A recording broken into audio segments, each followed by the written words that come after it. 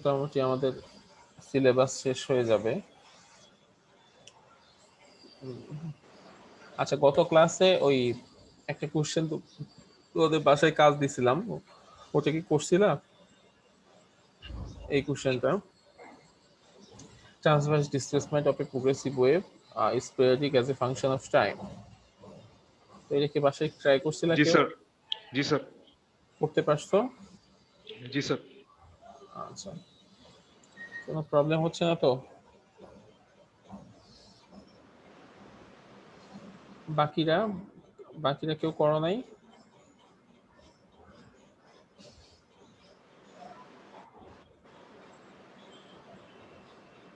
আচ্ছা, একটু চেষ্টা করো, যদি না পারো আমাকে বলবা।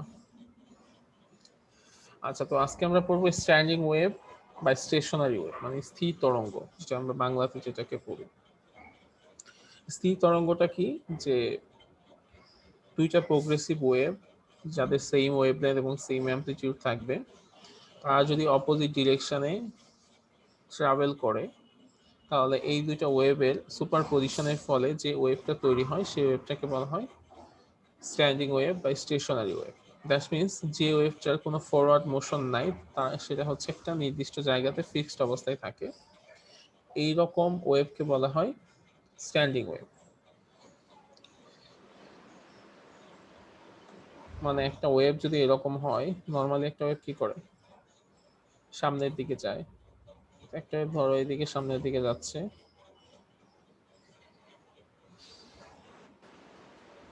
ঠিক আছে? তো এখানে একটা বাধাপ্রাপ্ত হইলো, বাধাপ্রাপ্ত হয়ে সে আবার উল্টা দিকে ব্যাক করলো।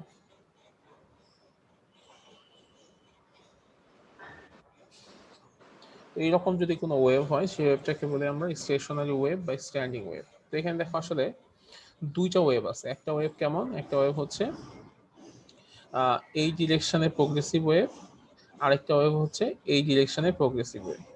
তাহলে দুইটা প্রোগ্রেসিভ ওয়েভ যদি অপোজিট ডিরেকশনে সুপার পজিশন হয় দুইটার, তাহলে সেইখানে যে রেজাল্টেন্ট ওয়েভটা তৈরি হবে সেই ওয়েভটাকে বলা হয় স্ট্যান্ডিং ওয়েভ বা স্টেশনারি ওয়েভ। এটা কোনো ফরওয়ার্ড মোশন থাকবে না, সেটা কি করবে এখানেই এই জায়গাটার মধ্যে কি করবে, ফিক্স থাকবে। এখানে কিছু পজিশন আছে, যে পজিশনে এই যে অ্যামপ্লিটিউড হচ্ছে 0, এই পজিশনগুলোকে বলা হয় নোড। এটাকে বলা হয় নোড। আচ্ছা, আর কিছু কিছু পজিশন যে আছে জায়গায় মিলিত হয় স্যার। মানে যে জায়গায় অ্যামপ্লিটিউড হচ্ছে 0, কোনো অ্যামপ্লিটিউড নাই এখানে, এই যে এখানে এখানে কোনো অ্যামপ্লিটিউড নাই। আর যেসব সার্কিটের নোড। আর যেসব জায়গায় যে সর্বোচ্চ অ্যামপ্লিটিউড, এখানে এখানে এখানে বা এই যে এখানে, যেখানে অ্যামপ্লিটিউড ম্যাক্সিমাম, বিস্তার সর্বোচ্চ, সেটাকে বলা হয় anti node. Anti node sir না? হ্যাঁ, স্যার আমরা নোট পড়ছি স্যার এখানে সার্কিটে। সার্কিটে, হ্যাঁ, না সার্কিটের নোড বলতে যেটা বোঝায় একটা জাংশন বোঝায়, তাই না? জি স্যার, জি স্যার, এরকম হয়ে একটা যদি হয় তাহলে এখানে একটা নোড তৈরি হয়, তাই তো? জি স্যার, জি স্যার। ওটা বোঝায় হচ্ছে জাংশন। আর এখানকার নোডের বাংলা মোস্ট প্রবাবলি সুস্পন্দ বিন্দু বা নিস্পন্দ বিন্দু, এরকম কোন একটা নাম হয়তো আছে, ও ঠিক আছে? তো স্টেশনারি ওয়েভে এই জিনিসগুলা তৈরি হয়। তো স্টেশনারি ওয়েভ এর এখন ইকুয়েশনটা তাহলে কেমন সেটা যদি আমরা একটু দেখি। দেখা যায় এখানে একটা ছবিও দেওয়া আছে, স্টেশনারি ওয়েভের ছবি আছে। স্টেশনারি ওয়েভের ইকুয়েশনটা কেমন হবে দেখো। স্টেশনারি ওয়েভ সম্পর্কে বলা হয়েছে এইখানে দুইটা প্রোগ্রেসিভ ওয়েভ আছে, একটা এক্স ডিরেকশনে, একটা পজিটিভ এক্স ডিরেকশনে, একটা নেগেটিভ এক্স ডিরেকশনে। তাহলে পজিটিভ এক্স ডিরেকশনে যে স্টেশনারি ওয়েভ প্রোগ্রেসিভ ওয়েভ হয়, সেটার ইকুয়েশন আমরা আগের দিন পড়ছি, y সমান সমান a sin 2π/λ vt minus x, এটা পড়ছিলাম আমরা আগের দিন। আর নেগেটিভ এক্স ডিরেকশনে যে স্টেশনারি ওয়েভ হবে, সেটা কেমন হবে সেটাও আমরা পড়ছিলাম আগের দিন, y is equal to a sin 2π/λ vt plus x, এরকম আমরা পড়ছিলাম। এখন বলা হয়েছে যে এই দুইটা ওয়েভ যদি সুপার ইম্পোজ হয় বা একটা একটার উপর পতিত হয়, তখন যে মিলিত ওয়েভটা তৈরি হবে সেইটাকেই আমরা বলবো রেজাল্টেন্ট ডিসপ্লেসমেন্ট অফ ওই স্টেশনারি ওয়েভের রেজাল্টেন্ট ডিসপ্লেসমেন্ট। তার মানে y ইজ ইকুয়াল টু কি হবে, y1 প্লাস y2। তাহলে সিম্পলি y1 এর যে মান আছে আর y2 এর যে মান আছে এই দুটো মানকে কি করতে হবে, যোগ করতে হবে। আচ্ছা, তো আমি একটু বোর্ডটা বের করি।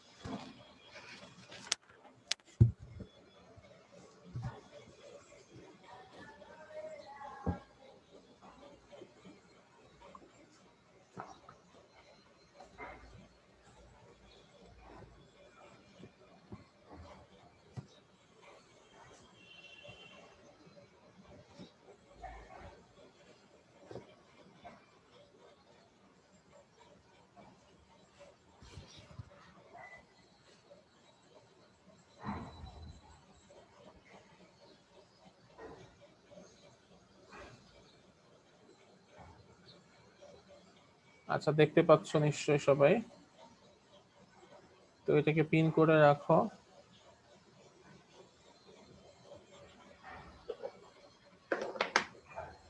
তো এখানে কি হবে, y is equal to y1 plus y2।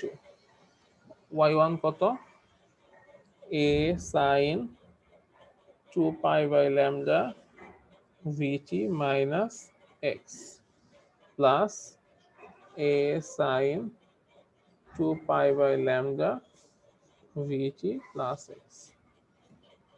ঠিক আছে? আচ্ছা, তো এটা হচ্ছে y1 y2। আচ্ছা, এখান থেকে আমরা একটা জিনিস কমন নিতে পারি, সেটা হচ্ছে এ। এটা দুই পাশ থেকে কমন নেওয়া যায়। তাহলে এ যদি কমন নেই তাহলে কি হবে, A sine 2 pi by lambda VT minus x plus sine 2 pi by lambda VT plus x.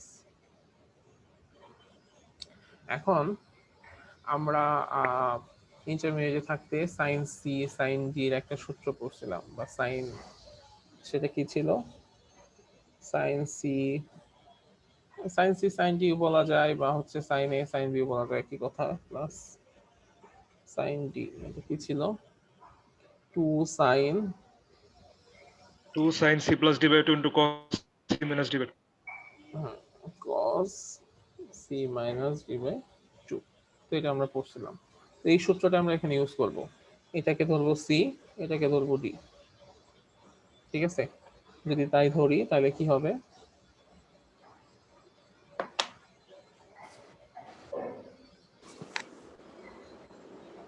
2 sine 2 pi by lambda VT minus x plus 2 pi by lambda vt plus x, 2 sin c plus d by 2 cos c minus d by 2।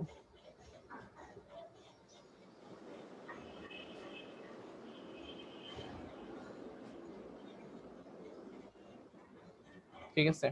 এটা 2 sin c plus d by 2 into cos c minus d by 2। ওকে, তো এখন আমরা যদি একটু calculation করে দেখি যে জিনিসটা কত হয়।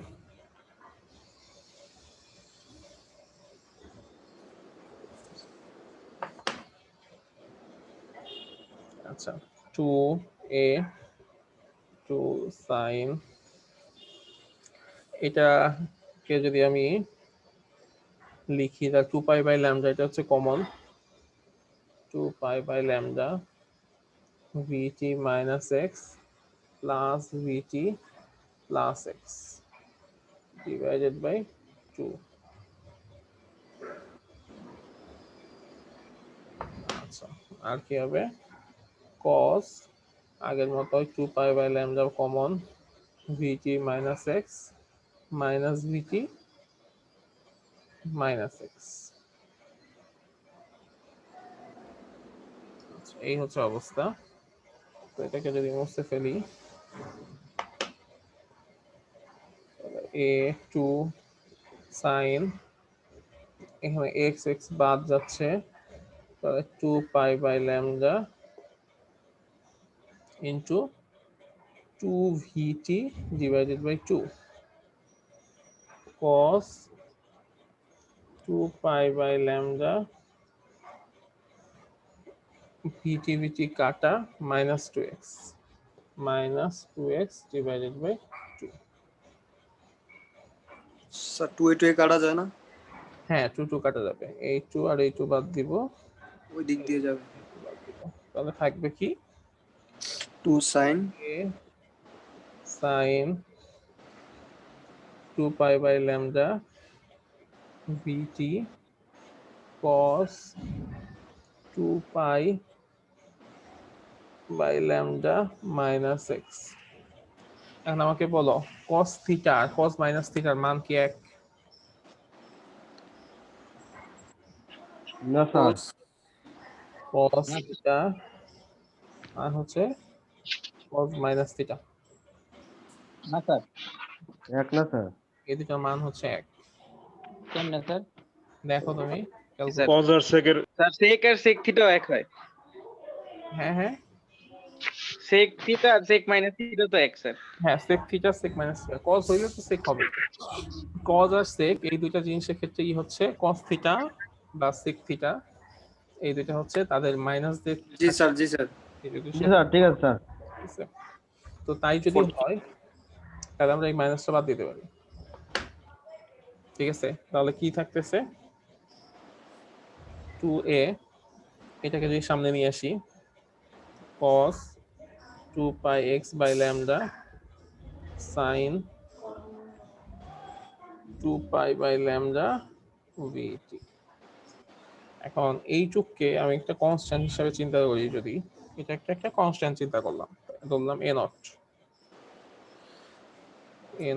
sin 2π/λ vt, তাহলে y is equal to, আমি কেন স্যার এটা কনস্ট্যান্ট ধরবো স্যার?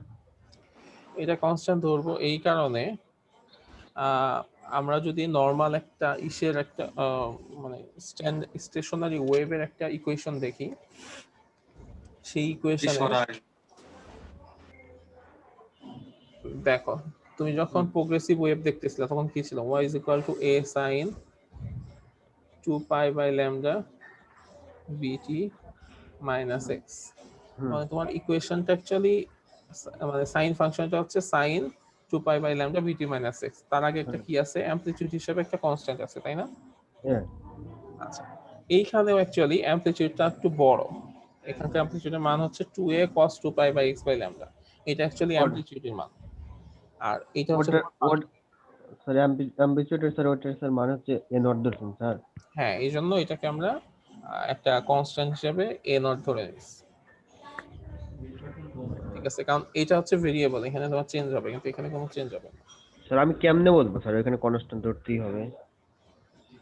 আচ্ছা, কেমনে বুঝবা সেটা তোমাকে দেখতে হবে যে তুমি যখন একটা স্টেশনারি ওয়েভ সময়ের সাথে সাথে যখন পরিবর্তন হবে, তখন তোমার আসলে এখানে যে দুইটা মানে ফাংশন আছে, সাইন ফাংশন আছে আর কোসাইন ফাংশন আছে, তো এর মধ্যে কোনটা তোমার ভেরিয়েবল, এখানে যেহেতু সাইন ফাংশনটা ভেরিয়েবল, তার মানে বাকি যেটা আছে সেটা তোমার কনস্ট্যান্ট, বা সেটাকে ও তুমি স্যার যেটা ভেরিয়েবল থাকবে না ওটা আমি কনস্ট্যান্ট ধরতে পারবো স্যার। ওটাকে তুমি কনস্ট্যান্ট করতে পারবে। Okay sir. ঠিক আছে, তো এখানে যে ইকুয়েশন আসতেছে সেটা হচ্ছে y is equal to a0 sin 2π/λ vt। তো দেখো যে v/λ সমান সমান কি,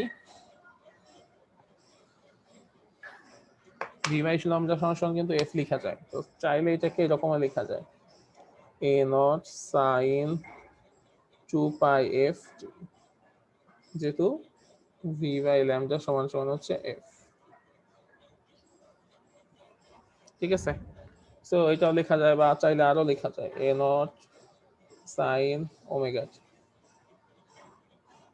ঠিক আছে, y is equal to a naught sin omega t, যেখানে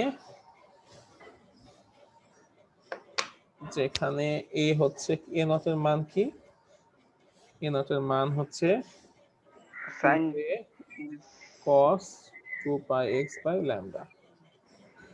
এটা হচ্ছে displacement of a particle of wave at x। Sir এটাকে আবার দেখাতে হবে। এটা লিখে দিতে হবে, তুমি কোনটাকে কনস্ট্যান্ট ধরছো এটা বলে দিতে হবে, ওকে স্যার। ঠিক আছে।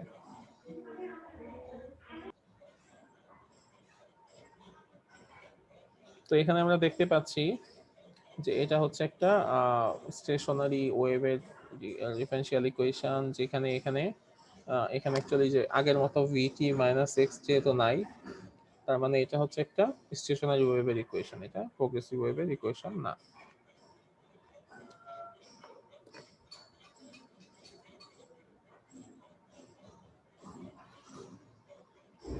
কারো কোনো কনফিউশন আছে?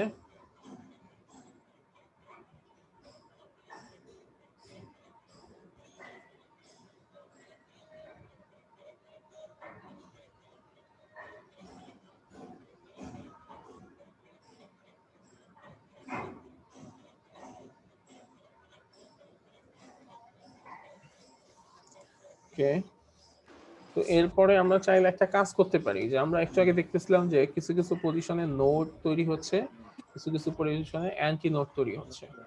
তো আমরা আসলে এই ভেরিয়েশন অফ অ্যামপ্লিটিউড এক্স এর সাথে সাথে যে অ্যামপ্লিটিউডের ভেরিয়েশন হচ্ছে, সেটা থেকে আমরা নোড পজিশনগুলো কোথায় পাবো আর অ্যান্টি নোড পজিশনগুলো কোথায় পাবো সেটা চাইলে বের করে আনতে পারবো।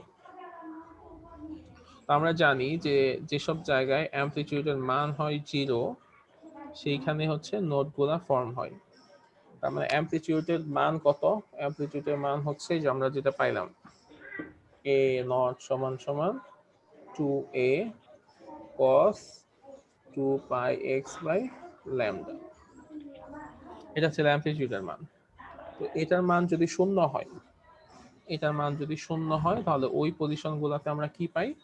ওই পজিশনগুলোতে নোড ফর্ম হয়। তার মানে এটার মান শূন্য হইলে কি হবে? নোড তৈরি হবে 2 pi x by lambda সমান সমান 0। যদি তাই হয় তাহলে ওইখানে নোডগুলো আমরা পাবো। ওকে, তাহলে এটাকে আমরা চাইলে লিখতে পারি 2a কে ওই পাশে নিলে এটা 0 হয়ে যাবে, তাহলে থাকবে শুধু কি cos 2 pi x by lambda সমান সমান 0। ঠিক আছে, ওকে। এখন বের করতে হবে 2 pi x by lambda এর মান কত। তাহলে 2 pi x by lambda এর মান কত? এখন আমাকে বলো cos কোন পজিশনে cos এর মান শূন্য হয়? জি স্যার। মানে cos এর মান শূন্য হয় কোথায়? 90 ডিগ্রি পাই বাই 2 90 ডিগ্রিতে, হ্যাঁ π/2 তে হ্যাঁ। cos এর মান শূন্য হয়। তো সব জায়গায় মেবি।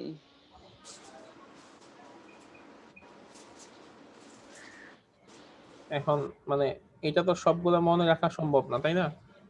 জি স্যার। এই জন্য আমরা ছবি মানে ফিগারে ইউজ করব। আচ্ছা, যেহেতু এটা কোসাইন ফাংশন, তার মানে এটা গ্রাফটা হবে এরকম, যে অ্যামপ্লিটিউড শুরুতে থাকবে বেশি, তারপর এরকম একটা গ্রাফ হবে। তো আমরা জানি যে এই পজিশনে cos এর মান হচ্ছে 0, এই পজিশনে হচ্ছে নোড তৈরি হবে, এখানে নোড তৈরি হবে, এখানে নোড তৈরি হবে, এখানে নোড তৈরি হবে। তো আমরা দেখি এই পজিশনগুলোতে আসলে মানে পথ পার্থক্য কত বা ফেজ ডিফারেন্স কত। এখন দেখো এখান থেকে এই পর্যন্ত, এখান থেকে এই পর্যন্ততে কি হয়েছে? একটা পূর্ণ কম্পন শেষ হয়েছে, তাই না? তাই তো? তাহলে এইখান জি। থেকে এই পর্যন্ত হচ্ছে তোমার ডিসটেন্সকে আমরা কি বলতে পারি? ল্যামডা। আর এখান থেকে এই পর্যন্ত ডিসটেন্সকে আমরা বলতে পারি 2 পাই। তো এখান থেকে এই পর্যন্ত যদি 2 পাই হয়, তাহলে এই পর্যন্ত কি হবে? এই পর্যন্ত হবে পাই। পাই পাই পাই। হবে। আর এই পর্যন্ত π/2 হাফ।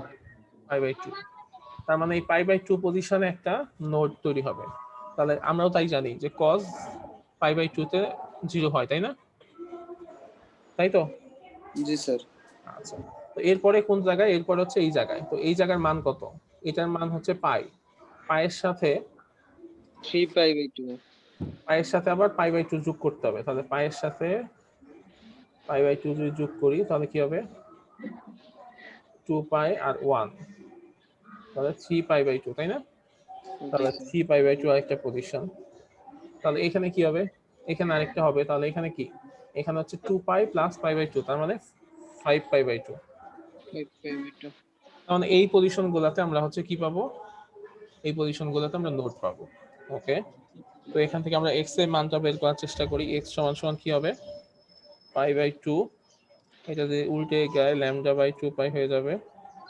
পাই পাই বাদ, তাহলে থাকতেছে λ/4। তো একইভাবে এখানে যাওয়া ক্যালকুলেশন করেছি পাই/2 λ/2 পাই, তাহলে পাই পাই বাদ, তাহলে থাকতেছে 3 λ/4, λ/4 3 λ/4, এরকম করে 5 λ/4 5 λ/4। এই পজিশন গুলাতে কি তৈরি হবে? নোট তৈরি হবে। ঠিক আছে, এই পজিশন গুলাতে আমরা পাবো নোট।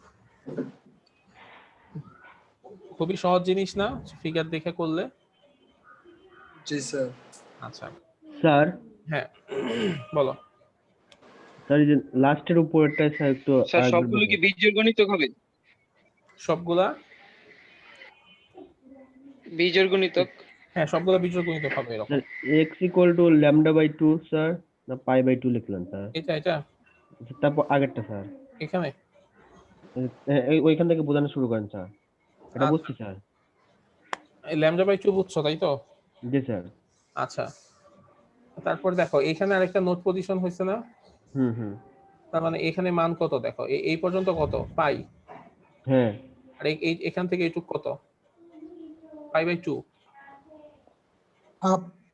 স্যার পাই/2 না তো স্যার, বেশি স্যার না? না না ও না, স্যার, ও স্যার বস্তু, জি স্যার পাই/2। পাই/2, তাহলে পায়ের সাথে পাই/2 যোগ করলে কি হয়? 3 পাই/2। পায়ের হ্যাঁ অর্ধেক। ও স্যার এই জন্য বুঝতে লিখলাম 3 পাই/2। তো একই সাথে হ্যাঁ এখানে কি হবে? এখানে হচ্ছে 2 পায়ের সাথে পাই/2 যোগ, তাহলে সেটা যোগ করলে দেখবা 5 পাই/2 হবে। স্যার আর আরেকটা হচ্ছে যে এভাবে যে বাড়তেছে, এটা কি আরো বাড়ানো যাবে কিনা হ্যাঁ নাকি? চাইলে আরো বাড়ানো যাবে। এটা হবে এরপরে 7 পাই/2, 7 π/2, 9 পাই, 9 π/2। এরকম করে বাড়তে থাকবে। আচ্ছা, আর এইটাতে কি হয়েছে? এটাতেই যে আমি x এর মানটা বের করছি। x এর মান যখন বের করব তখন কি হবে? 2 পাই বাই ল্যামডা এই পাশে গিয়ে ভাগ হয়ে গেলে উল্টা যাবে না? জি স্যার। এই জন্য এটা উল্টা ল্যামডা বাই 2 পাই হয়েছে। তো পাই পাই কাটা, তাহলে থাকে λ/4। একইভাবে এই ক্যালকুলেশন করলে হবে 3 λ/4, 5 λ/4, ওকে স্যার, ওটা বুঝতে λ/4, পারছি। 9 λ/4, এরকম হবে। এখন আমরা একটু দেখি যে একটা নোড থেকে আরেকটা নোডের ডিসটেন্স কতটুকু। তাহলে কি করতে হবে? যে কোনো দুইটাকে বিয়োগ করতে হবে, একটা থেকে আরেকটা বিয়োগ করতে হবে। 3 λ/4 থেকে λ/4, বা 5 λ/4 থেকে 3 λ/4, এরকম যে কোনো দুইটা বিয়োগ করতে হবে। যদি বিয়োগ করি তাহলে কত আসে সেটা আমরা একটু দেখি, যে পরপর দুইটা নোডের মধ্যবর্তী দূরত্ব কত। 3 λ/4 মাইনাস λ/4, π/2 λ/2 λ/2, λ/2 ডিসটেন্সে দুইটা নোড থাকে। তাহলে আমরা একটু প্রমাণ করি যে আসলেই তাই থাকে কিনা। যে এখানে একটা নোড তৈরি হয়েছে, এখানে একটা নোড তৈরি হয়েছে, তো এইটুকু ডিসটেন্স কত? এইটুকু ডিসটেন্স আসলেই দেখো কত। এখান থেকে এই পর্যন্ত হচ্ছে ল্যামডা, এখানে কত? λ/2, তাই না? এই পজিশনে λ/2। আচ্ছা, আর এখানে কত? λ/4। তাহলে দেখো এই পাশে একটা λ/4 বাদ, এই পাশে আরেকটা λ/4 বাদ, তাহলে মাঝখানে কতটুকু থাকবে?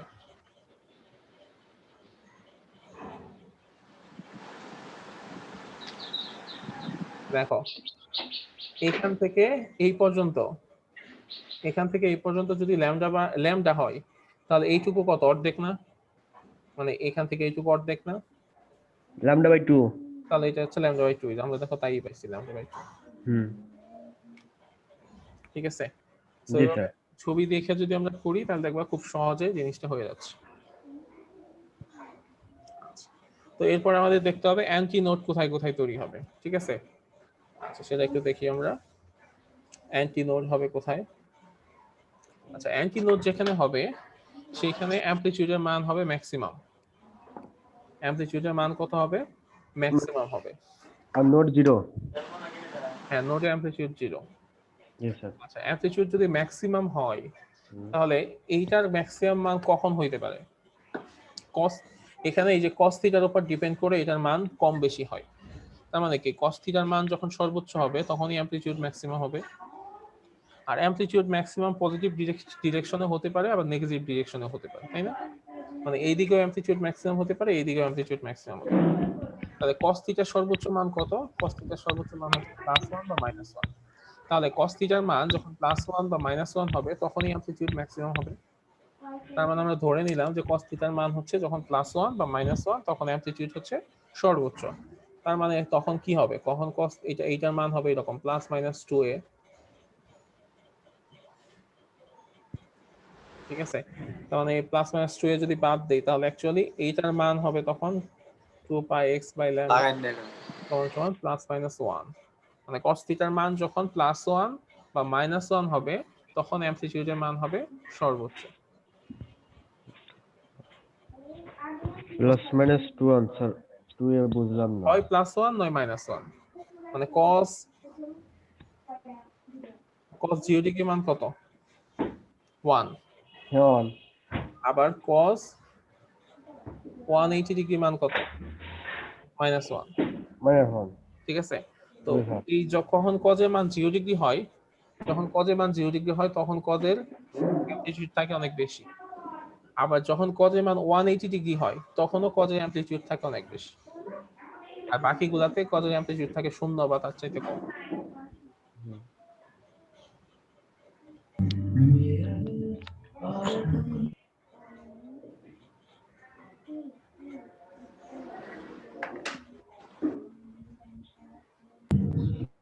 স্যার এই যে +-2 স্যার এটা বুঝলাম না স্যার।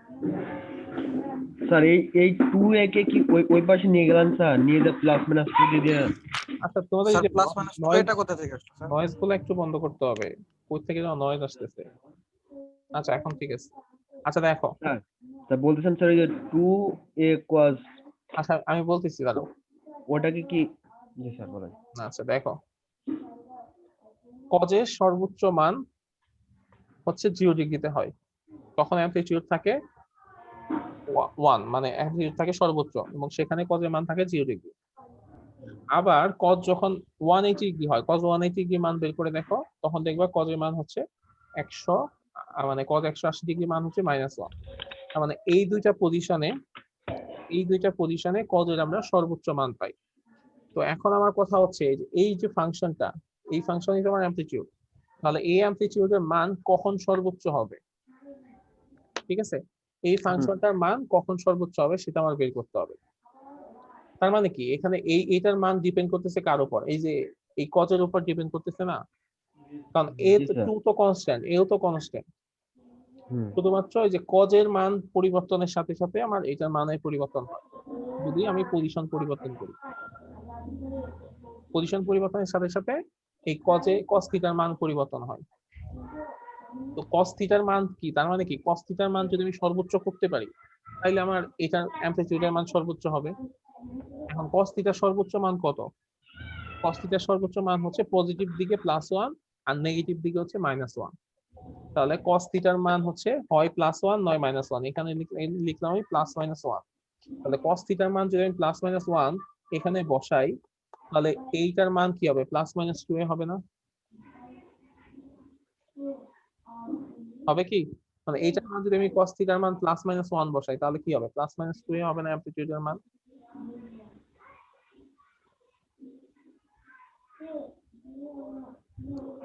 জি স্যার, জি ঠিক আছে স্যার। স্যার। জি স্যার, জি স্যার, এখন বুঝছি স্যার ব্যাপারটা স্যার। ঠিক আছে?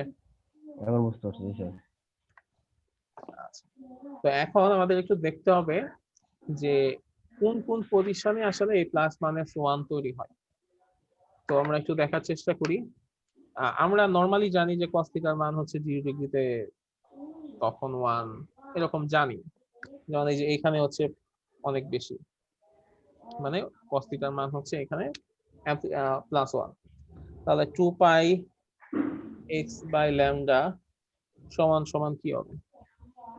এই যে এখানে 0 তে হচ্ছে +1, এরপরে এখানে সর্বোচ্চ, এখানে সর্বোচ্চ, এখানে মান কত, এখানে পায়ের মান কত, পাই না, জি স্যার। এখানে এখানে হচ্ছে পাই। হয়। এরপরে আবার এখানে এখানে কত, 2 পাই। তাহলে এইরকম করে 3 পাই, 4 পাই, 5 পাই, এইসব পজিশনে cos থিটার মান পাবো কত আমরা, cos থিটার মান পাবো হচ্ছে সর্বোচ্চ।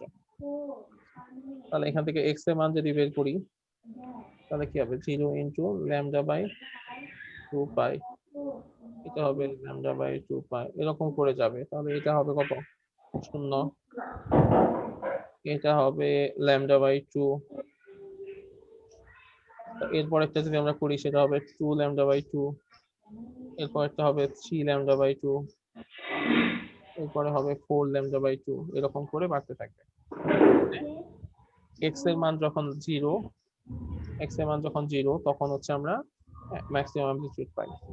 x এর মান যখন হচ্ছে ল্যামডা বাই 2, এখানে ল্যামডা বাই 2 না, এই পজিশনে আমরা ম্যাক্সিমাম অ্যামপ্লিটিউড পাই। আবার এই পজিশনে আমরা ম্যাক্সিমাম অ্যামপ্লিটিউড পাই, সেটা কত, ল্যামডা। তাহলে 2 ল্যামডা বাই 2 মানে কি, ল্যামডা। তাহলে এই পজিশনে আমরা ম্যাক্সিমাম অ্যামপ্লিটিউড পাই। একইভাবে 3 ল্যামডা বাই 2, 4 ল্যামডা বাই 2, এই পজিশনগুলোতে আমরা cos থিটার সর্বোচ্চ মান পাবো কত, +1 বা -1।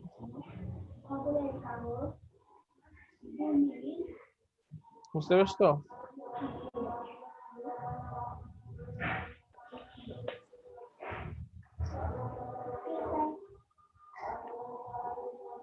জি স্যার।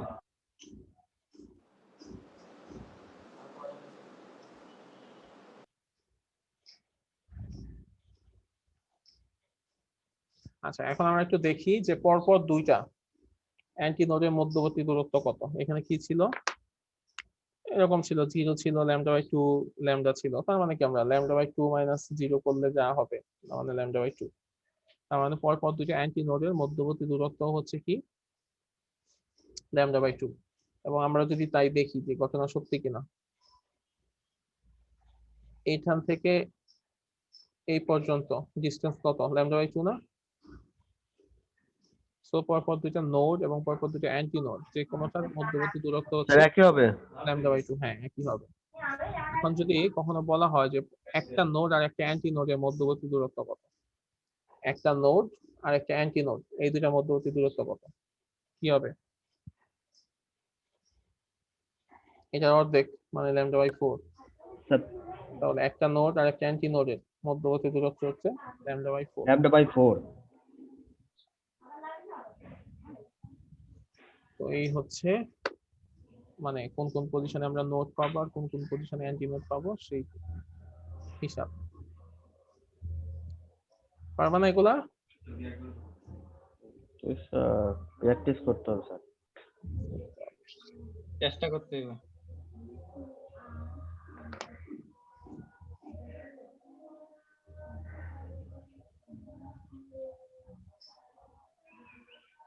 ফিজিক্স তো মাথা মারে।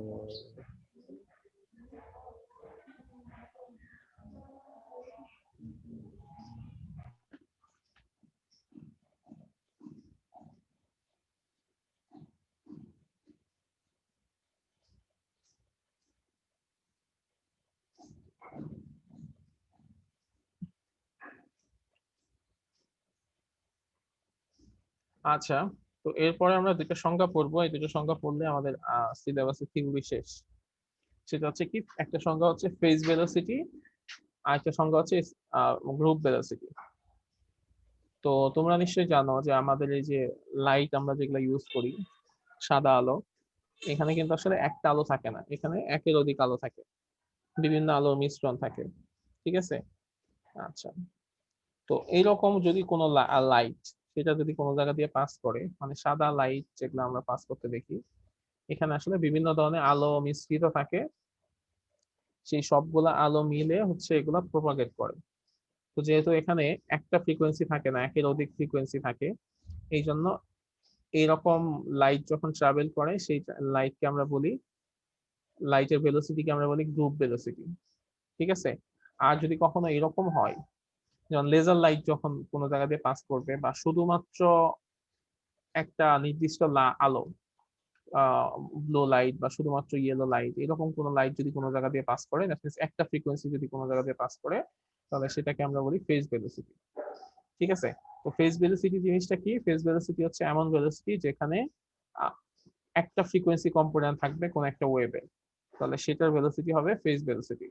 আর গ্রুপ ভেলোসিটি হচ্ছে যে এখানে কি হবে, অনেকগুলো ফ্রিকোয়েন্সি সুপার ইম্পোজ হয়ে একটা মানে রেজাল্টেন্ট ফ্রিকোয়েন্সি তৈরি করবে, এবং সেটার যে ভেলোসিটি সেটাকে আমরা বলবো গ্রুপ ভেলোসিটি।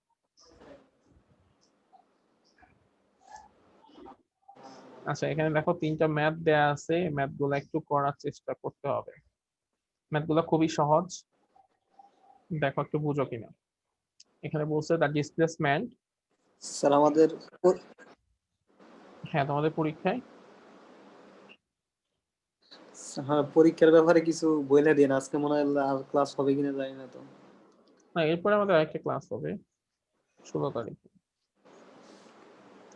আর তোমাদের পরীক্ষায় হচ্ছে তোমাদের আমি যে কয়েকদিনের মধ্যে একটা অ্যাসাইনমেন্ট দিয়ে দিব, সেই অ্যাসাইনমেন্টটা তোমাদেরকে জমা দিতে হবে 7 দিনের মধ্যে। আর হচ্ছে 26 তারিখে তোমাদের একটা ভাইবা হবে, আমরা যা পড়াইছি তার উপর, তার উপর, হ্যাঁ তার উপর। ভাইবাটা সহজ নিয়েন। আর হচ্ছে 16 তারিখে তো তোমাদের ক্লাস টেস্ট হিসেবে একটা ভাইবা আছে। স্যার ফার্স্টে তো স্যার একটু সোজাই করেন স্যার। স্যার সহজ ভাবে নিয়েন স্যার, আচ্ছা অনলাইনে তো স্যার একটু বেশ ফিজিক্স ক্লাস হলে তো অনেক কিছুই বুঝতাম, অনলাইনে তো বোঝা যায় না, নেটের সমস্যা, এই সমস্যা এই সমস্যা। আচ্ছা ঠিক আছে, সমস্যা নেই। আচ্ছা এখন দেখো একটু ম্যাথ গুলো একটু করো তো। এখানে বলছে যা displacement in metres of a particle executing simple harmonic motion at an instant of time is given by y is equal to 0.2 sin 2 pi 350 t minus 0.30. Calculate the amplitude, wave velocity, wavelength, and frequency.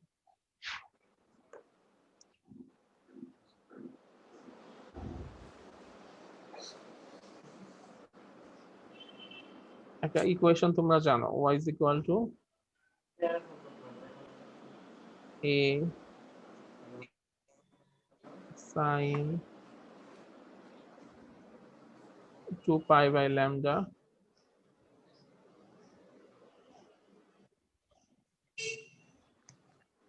vt minus x. এই ইকুয়েশনটা জানো, এই ইকুয়েশনের সাথে এখানে যে ইকুয়েশনটা দেয়া আছে সেই ইকুয়েশনটা মিলাইলেই অ্যান্সার চলে আসবে, আসবে না? ল্যামডার মান, অ্যামপ্লিটিউডের মান কত হবে বলো তো? 0.2। 0.2 স্যার। আচ্ছা ল্যামডার মান ল্যামডা স্যার হচ্ছে 2 পাই। না 2 পাই তো 2 পাই, ল্যামডার মান কত? ও স্যার লম্বের মান হচ্ছে 350টি না, এটা তো হবে না। ল্যামডার মান 1। 1 আছে sir. G sir, G sir 1, G sir. 2 pi by lambda equal to 2 pi সঙ্গে 2 pi আনাস আচ্ছা ওয়েভ ভেলোসিটি কত? স্যার 35 350 350। হ্যাঁ আর এক্স এর মান হচ্ছে 0.30। 0.30। আর ফ্রিকোয়েন্সি কত হবে? ফ্রিকোয়েন্সি হচ্ছে 2 pi f। স্যার ওটা V equal to F lambda থেকে বের করতে হবে। v is equal to f lambda থেকে বের করো। জি স্যার। আচ্ছা আচ্ছা এরপরে 2 নাম্বার, তার মানে তো এটা পেরে গেল, এমনিতেই হয়ে গেল। 2 নাম্বার ম্যাথটা দেখো, বলছে sinusoidal traveling wave in x direction has amplitude of 15 centimeter, wavelength of 40 centimeter, and the frequency of 8 hertz. The vertical displacement at x = 0 and t = 0 is 15 centimeter. Find the wave number, time period, wave speed, angular frequency.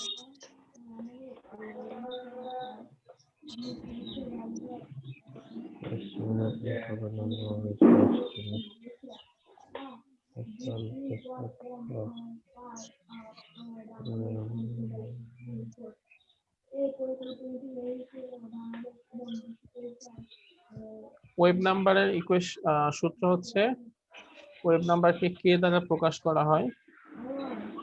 যেটা সূত্র হচ্ছে 2π/λ। ঠিক আছে, জি sir. তো 2π/λ use করলে wave number পেয়ে যাবা। Time period কিভাবে পাওয়া বলো? 1/f 1/f সমান হচ্ছে টাইম পিরিয়ড। 1/f। এরপরে আর কি আছে? Wave speed. সেটা তারপর কিভাবে আছে velocity ওয়েভ স্যার স্পিড এটা কি 2π/λ দিয়ে হবে? ল্যামডা দিয়ে না না b সমান f ল্যামডা। ও f তো b সমান f ল্যামডা। আচ্ছা angular okay, angular frequency. angular frequency of wave. Angular frequency angular frequency of wave এটা কি? হইছে এটা কি উপরের সূত্র স্যার? না না, অ্যাঙ্গুলার ফ্রিকোয়েন্সি কি দ্বারা প্রকাশ করা হয়?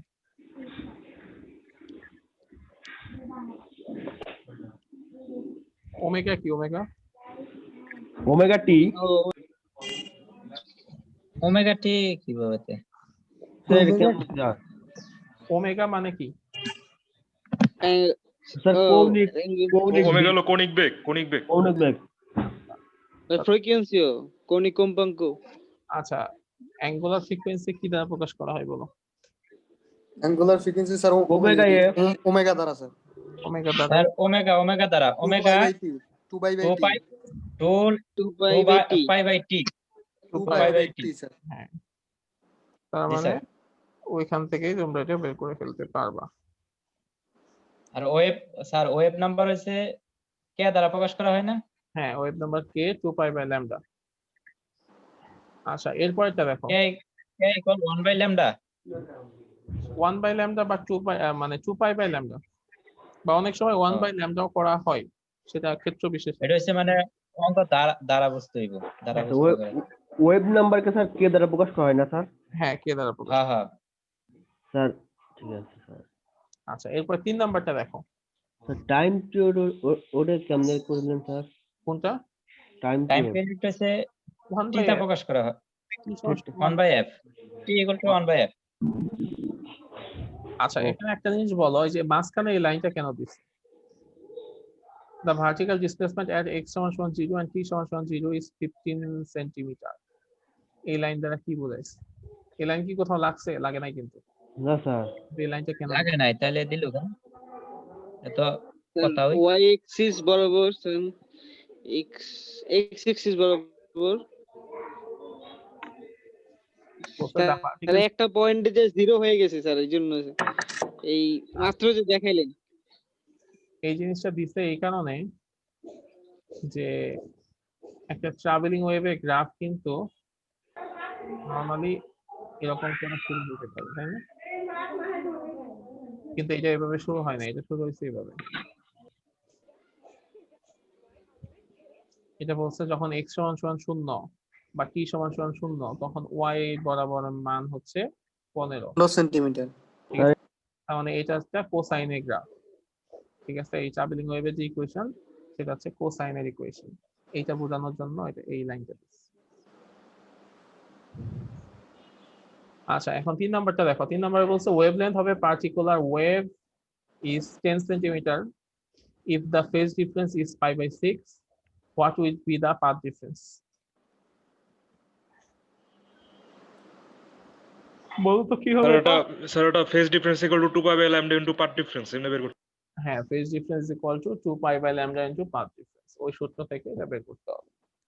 সো পাথ ডিফারেন্স সমান কি হবে? পাথ ডিফারেন্স সমান হবে λ/2π into phase difference। ল্যামডার মান দেয়া আছে, তো সেখান থেকে পাথ ডিফারেন্সের মানটা বের হয়ে আসবে। তাহলে এটা কি 3 নাম্বার? হ্যাঁ, এটা 3 নাম্বার।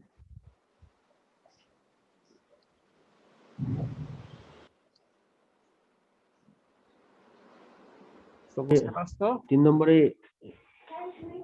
3 নম্বরটা স্যার আরেকবার ইয়াতে বলেন তো স্যার। এই যে এখানে যে একটা ফর্মুলা ইউজ করছিলাম না আমরা গতকাল, phase difference সমান 2π/λ into path difference।